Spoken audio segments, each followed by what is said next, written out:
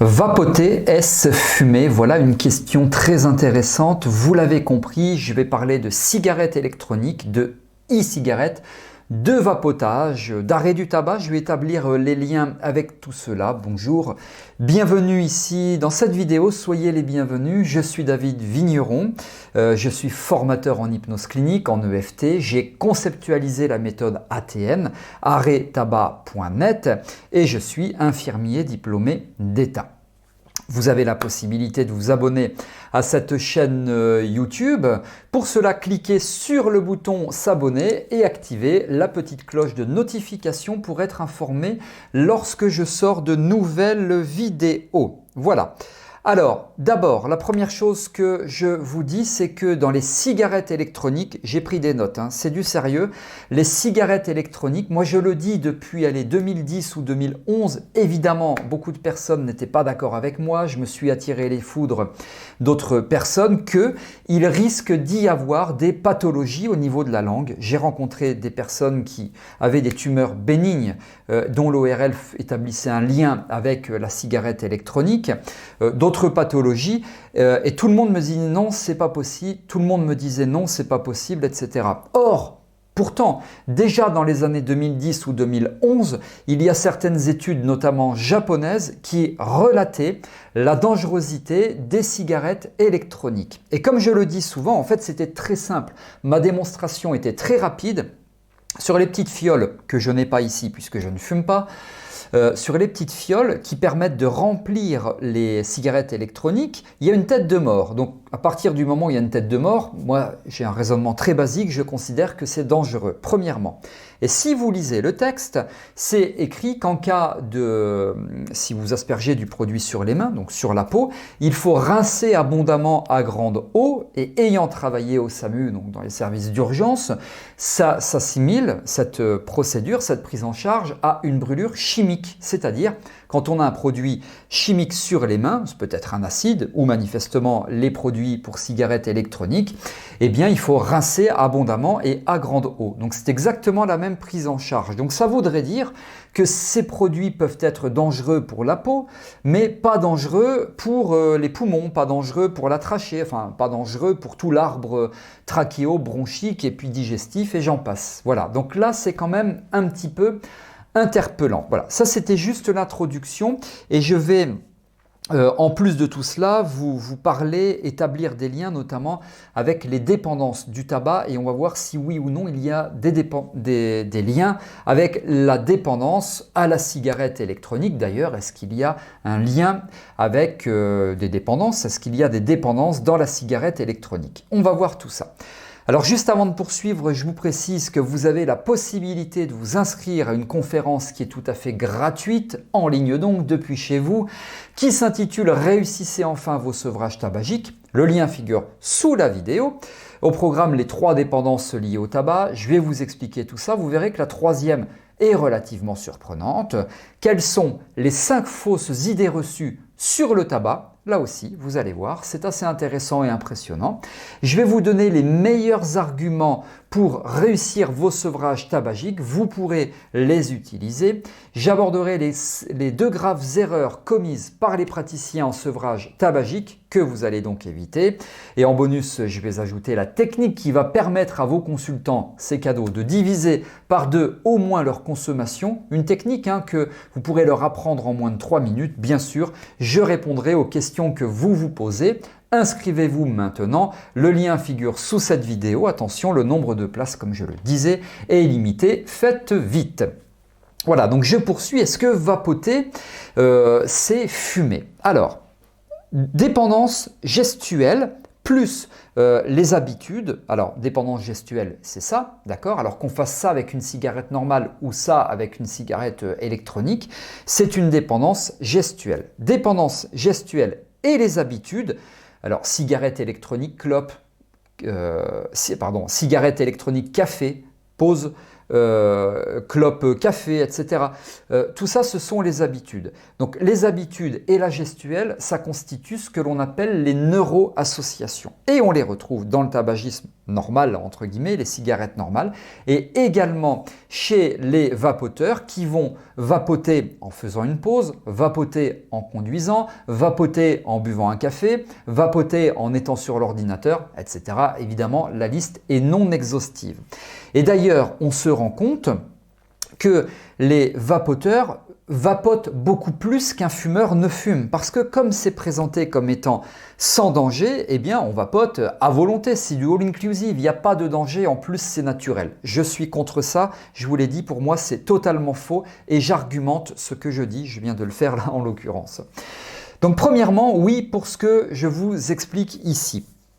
Deuxièmement, eh bien on retrouve de plus en plus de personnes, c'est peut-être le cas dans votre cabinet, qui vous contactent en disant voilà, comme pour la cigarette normale, moi je souhaite arrêter de vapoter, j'arrive pas à m'en débarrasser. Nouveau point commun, c'est quand même bizarre. Pourquoi est-ce que vous voulez arrêter de vapoter? Enfin c'est la question que je me pose, hein. Je leur pose pas frontalement, alors que c'est présenté sans danger. Et quand vous leur demandez pourquoi ils veulent arrêter de vapoter, eh bien ils vous disent parce que j'arrive pas à m'en défaire, parce que je vapote plus que ce que je fume. Ce que j'évoquais il y a quelques instants, ça vient pas de moi, eux le disent. Et puis, j'arrive vraiment pas à m'en dépatouiller de tout cela. Je vapote énormément. Et puis, ça sent pas forcément bon pour tout le monde, hein. Moi, je trouve que ça pue, hein, pardon. Ce qu'ils inhalent, moi, je trouve pas ça agréable du tout.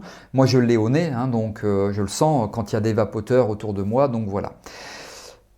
Et donc, eh ben, on en retrouve de plus en plus dans les cabinets qui veulent arrêter de vapoter. Donc il y a quand même un autre problème. Donc c'est un argument supplémentaire qui me conforte dans l'idée que oui, vapoter, c'est comme fumer. Alors, c'est d'ailleurs une excellente avec des guillemets avant et des guillemets après, une excellente porte d'entrée dans le sevrage, dans le tabagisme normal, hein, dans les cigarettes normales. Pourquoi ? Parce que, vous savez, c'est un petit peu comme les paquets de BN. Alors moi, je parle de mon époque. BN, alors je fais de la pub pour BN. BN, à l'époque, eh bien, pour acheter leur gâteau, eh bien, ils offraient une petite boîte. Alors, il y avait Dragon Ball Z, bon, c'est ma génération, tout ça, ou autre. Et moi, je mangeais des BN juste parce que la boîte était sympa. Il y avait un packaging super sympa. Maman, papa, achetez-moi des BN. Et je les mets dans ma boîte. Je faisais le frimeur parce que j'avais Dragon Ball Z. L'autre faisait le frimeur parce qu'il avait les chevaliers du Zodiaque, et puis voilà, enfin c'était comme ça. Et on consommait du BN grâce à la boîte. Là, c'est exactement pareil, il y a du packaging, et donc ça permet de toucher les plus jeunes. C'est sans danger, vous avez 13-14 ans, allez-y, vous pouvez vapoter, il n'y a aucun danger, il y a des e-cigarettes qui sont bio, c'est du flan, bon bref, je ne vais pas m'attarder là-dessus, vous l'avez compris. Et voilà, et ça donne envie. Et puis ces très jeunes vapoteurs vont devenir des fumeurs. Bien évidemment, c'est plus facile à entrer dans le tabagisme actif normal quand on est déjà vapoteur. Donc ça, c'est quelque chose qui me dérange aussi énormément. Alors, qui n'argumente pas forcément le fait que d'ailleurs fumer, c'est comme vapoter, mais je me méfie énormément de cela. Et je me souviens, il y a quelques années de cela, j'avais organisé un week-end, j'en ai fait plusieurs, un week-end de hypnose, auto-hypnose, etc. Et dans l'auditoire, j'avais un médecin psychiatre, qui est très sympa, que je connais depuis très longtemps, qui est venu assister à cette formation ou à ce week-end, et qui a passé son temps à vapoter. C'était en permanence, tandis que moi j'expliquais l'hypnose, enfin voilà, tout le programme, ce qu'on faisait, les exercices. Il passait son temps à vapoter, c'était du non-stop. Alors, néanmoins, je dois bien avouer, je ne sais plus quel parfum il avait à ce moment-là, c'était plutôt agréable, d'accord, mais c'était du non-stop. Je parle de ça il y a peut-être 8 ou 9 ans maintenant. Vous voyez, ça commence un petit peu à dater au moment où je réalise cette vidéo. Et alors, je vais l'appeler Maurice. Je vais changer le prénom volontairement. Je vais dire, mais Maurice, en fait, tu fumes sans arrêt. Mais il me dit, oui, j'arrive pas du tout à m'en détacher. Je fume beaucoup plus que ce que je fumais quand je fumais la cigarette normale. Mais bon, il n'y a aucun danger. Et bon, je ne me suis pas attardé avec lui par rapport à ce que je viens de vous expliquer au début de cette vidéo. Mais voilà, vous voyez, pour moi, c'est un réel problème. Donc, à la question, est-ce que vapoter, c'est comme fumer? Oui, parce que de plus en plus de vapoteurs veulent arrêter de vapoter comme ils le souhaitent, comme les fumeurs tabac normal, hein, si je peux dire, le souhaitent pour arrêter de fumer, donc le tabac, premièrement. Deuxièmement, On retrouve la dépendance comportementale, les neuroassociations, les habitudes et puis le fait de la gestuelle, de rapporter la e-cigarette dans sa bouche plusieurs fois. Et puis il y a aussi sur le fait que ça détend de fumer la cigarette électronique. C'est exactement la même chose qu'on retrouve chez les fumeurs nicotine. Ils disent que ça les détend. Et c'est exactement la même chose pour les e-cigarettes. Demandez-leur et ils disent ça vous détend. Un point commun aussi que j'ai constaté, c'est que les fumeurs, les vapoteurs, disent que ça leur permet de passer le temps. Quelquefois, ils s'ennuient, donc ils vapotent. Et les fumeurs, c'est exactement la même chose, pour beaucoup en tout cas, hein, pas pour tous. Je fume parce que ça me permet de tuer un petit peu le temps quand je m'ennuie, etc.